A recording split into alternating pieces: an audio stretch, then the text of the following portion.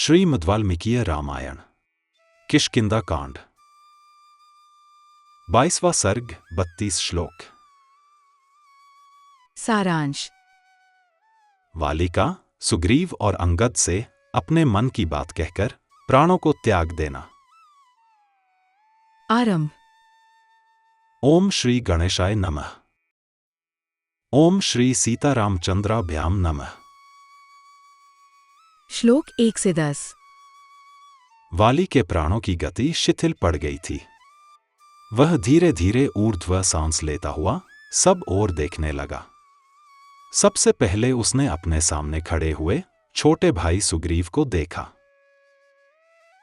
युद्ध में जिन्हें विजय प्राप्त हुई थी, उन वानरराज सुग्रीव को संबोधित करके वाली ने बड़े स्नेह के साथ स्पष्ट वाणी में कहा, सुग्रीव, पूर्वजन्म के किसी पाप से अवश्यम भावी बुद्धिमोह ने मुझे बलपूर्वक आकृष्ट कर लिया था, इसीलिए मैं तुम्हें शत्रु समझने लगा था, और इस कारण मेरे द्वारा जो तुम्हारे प्रति अपराध हुए, उसके लिए तुम्हें मेरे प्रति दोष दृष्टि नहीं करनी चाहिए। तात, मैं समझता हूं हम दोनों के लिए एक साथ रहकर सुख भोगना नहीं लिखा था, इसीलिए दो भाइयों में जो प्रेम होना चाहिए था वह न होकर हम लोगों में उसके विपरीत वैरभाव उत्पन्न हो गया था। भाई, तुम आज ही यह वानरों का राज्य स्वीकार करो तथा मुझे अभी यमराज के घर जाने को तैयार समझो। मैं अपने जीवन, राज्य, विपुल संपत्ति और प्रशंसित यश का भी तुरंत ही त्याग कर रहा हूं। वीर राजन, इस अवस्था में मैं जो कुछ कहूंगा वह यद्यपि करने में कठिन है, तथापि तुम उसे अवश्य करना। देखो, मेरा पुत्र अंगद धरती पर पड़ा है। इसका मुंह आंसुओं से भीगा है। यह सुख में पला है और सुख भोगने के ही योग्य है। बालक होने पर भी यह मूढ़ नहीं है। यह मुझे प्राणों से भी बढ़कर प्रिय है। मेरे न रहने पर तुम इसे सगे पुत्र की भांति मानना। इसके लिए किसी भी सुख सुविधा का अभाव न होने देना और सदा सभी स्थानों पर इसकी रक्षा करते रहना। वानर राज, मेरे ही समान तुम भी इसके पिता, दाता, सब प्रकार से रक्षक और भय के अवसरों पर अभय देने वाले हो। श्लोक 11 से 20। तारा का यह तेजस्वी पुत्र तुम्हारे समान ही पराक्रमी है। उन राक्षसों के वध के समय यह सदा तुम्हारे आगे रहेगा। यह बलवान तेजस्वी तरुण तारा कुमार अंगद रणभूमि में पराक्रम प्रकट करते हुए अपने योग्य कर्म करेगा। सुषेण की पुत्री यह तारा सूक्ष्म विषयों के निर्णय करने तथा नाना प्रकार के उत्पातों के चिन्हों को समझने में सर्वथा निपुण है।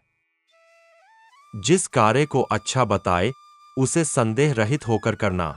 तारा की किसी भी सम्मति का परिणाम विपरीत नहीं होता। श्री रामचंद्र जी का काम तुम्हें निःशंक होकर करना चाहिए। उसको न करने से तुम्हें पाप लगेगा और अपमानित होने पर श्री रामचंद्र जी तुझे मार डालेंगे। सुग्रीव, मेरी यह सोने की दिव्यमाला तुम धारण कर लो। इसमें उदार लक्ष्मी का वास है। मेरे मर जाने पर इसकी श्री नष्ट हो जाएगी। आत अभी से पहन लो। वाली ने भ्रातृ स्नेह के कारण जब ऐसी बातें कहीं, तब उसके वध के कारण जो हर्ष हुआ था उसे त्याग कर सुग्रीव फिर दुखी हो गए, मानो चंद्रमा पर ग्रहण लग गया हो। वाली के उस वचन से सुग्रीव का वैरभाव शांत हो गया। वे सावधान होकर उचित व्यवहार करने लगे। उन्होंने भाई की आज्ञा से वह सोने की माला ग्रहण कर ली। सुग्रीव को वह सुवर्णमय माला देने के पश्चात वाली ने मरने का निश्चय कर लिया। फिर अपने सामने खड़े हुए पुत्र अंगद की ओर देखकर स्नेह के साथ कहा, बेटा, अब देश काल को समझो। कब और कहाँ कैसा व्यवहार करना चाहिए, इसका निश्चय करके वैसा ही आचरण करो। समयानुसार प्रिय अप्रिय, सुख दुख जो कुछ भी आ पड़े उसको सहन करो। अपने हृदय में क्षमा भाव रखो और सदा सुग्रीव की आज्ञा के अधीन रहो। श्लोक 21 से 30। महाबाहो, सदा मेरा दुलार पाकर जिस प्रकार तुम रहते आए हो, यदि वैसा ही व्यवहार अब भी करोगे तो सुग्रीव तुम्हारा विशेष आदर नहीं करेंगे। शत्रु दमन अंगद, तुम इनके शत्रुओं का साथ मत देना। जो इनके मित्र ना हो उनसे भी ना मिलो और अपनी इंद्रियों को वश में रखकर सदा अपने स्वामी सुग्रीव के कार्य साधन में संलग्न रहते हुए उन्हीं के अधीन रहो। किसी के साथ अत्यंत प्रेम करो और प्रेम का सर्वथा अभाव भी न होने दो, क्योंकि ये दोनों ही महान दोष है। आत्म मध्यम स्थिति पर ही दृष्टि रखो। ऐसा कहकर बाण के आघात से अत्यंत घायल हुए वाली की आंखें घूमने लगीं। उसके भयंकर दांत खुल गए और प्राण पखेरु उड़ गए। उस समय अपने यूथपति की मृत्यु हो जाने से सभी श्रेष्ठ वानर जोर जोर से रोने और विलाप करने लगे। हाय! आज वानरराज वाली के स्वर्गलोक चले जाने से सारी किष्किंधापुरी सूनी हो गई है। उद्यान, पर्वत और वन भी सूने हो गए हैं। वानर श्रेष्ठ वाली के मारे जाने से सारे वानर श्रीहीन हो गए हैं।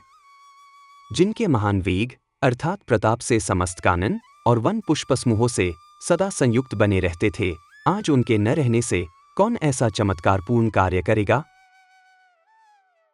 उन्होंने महामना महाबाहु गोलभ नामक गंधर्व को महान युद्ध का अवसर दिया था। वह युद्ध 15 वर्षों तक लगातार चलता रहा। ना दिन में बंद होता था और ना रात में ही। तदनंतर 16वां वर्ष आरंभ होने पर गोलभ वाली के हाथ से मारा गया।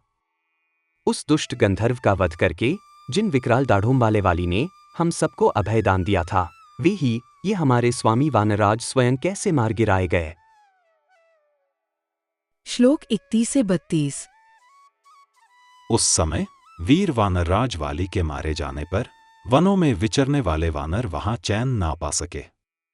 जैसे सिंह से युक्त विशाल वन में सांड के मारे जाने पर गौएं दुखी हो जाती हैं, वही दशा उन वानरों की हुई।